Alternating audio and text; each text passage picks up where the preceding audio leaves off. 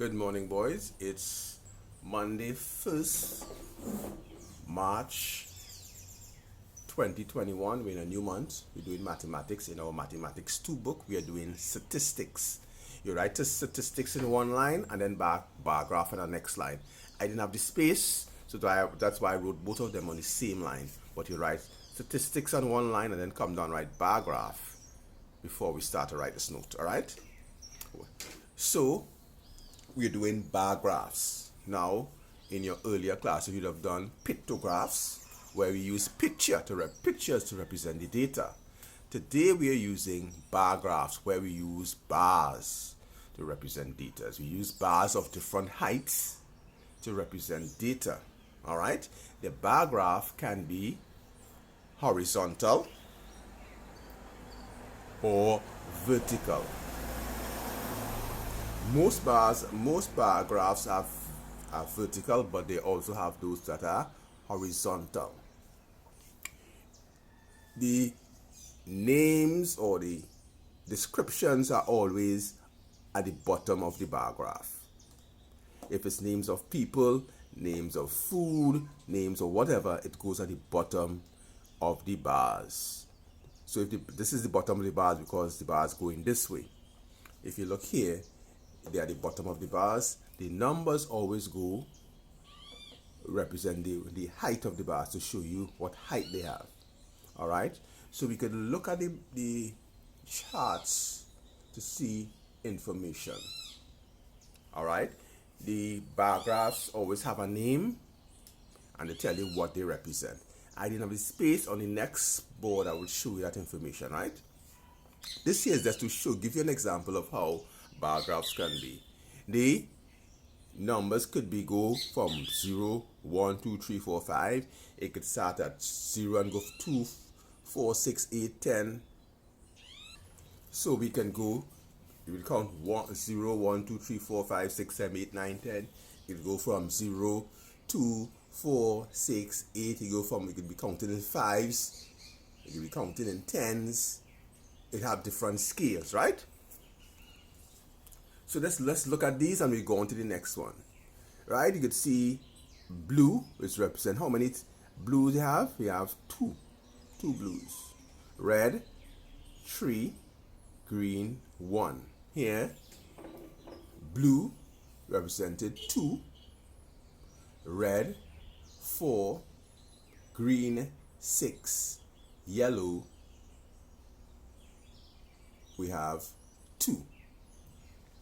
Now let's look at how we use these bar graphs. Right.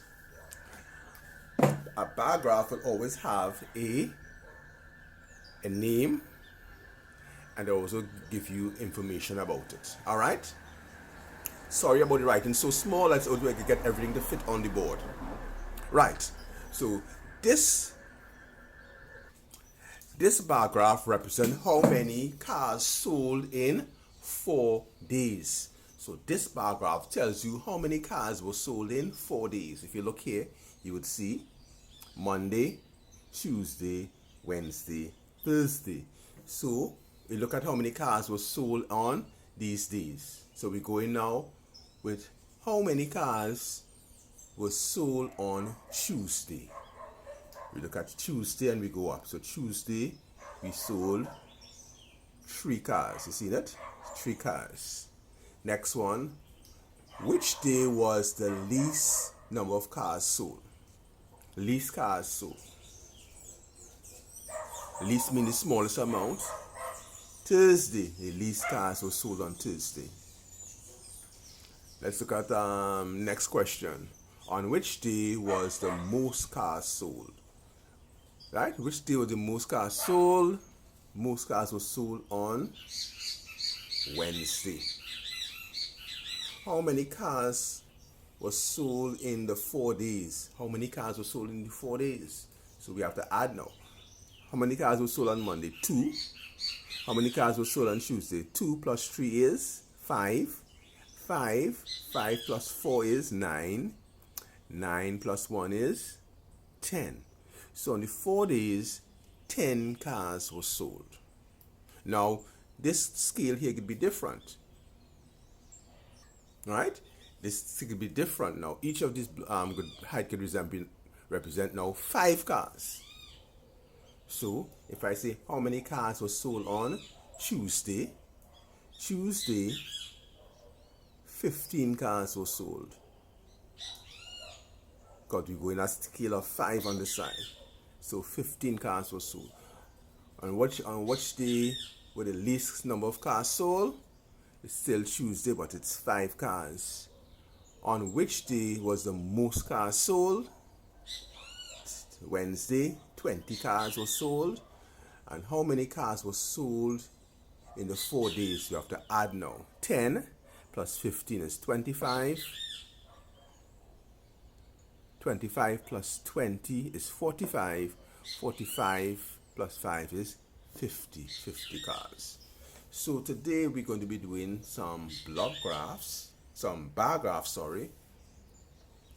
I'm going to send that in the Google Classroom, and we're going to start to do this. I'm going to send this as a note for you to put in your book before you start writing. I'm going to send another video, a YouTube video also, tries to explain bar graphs. Thank you, boys.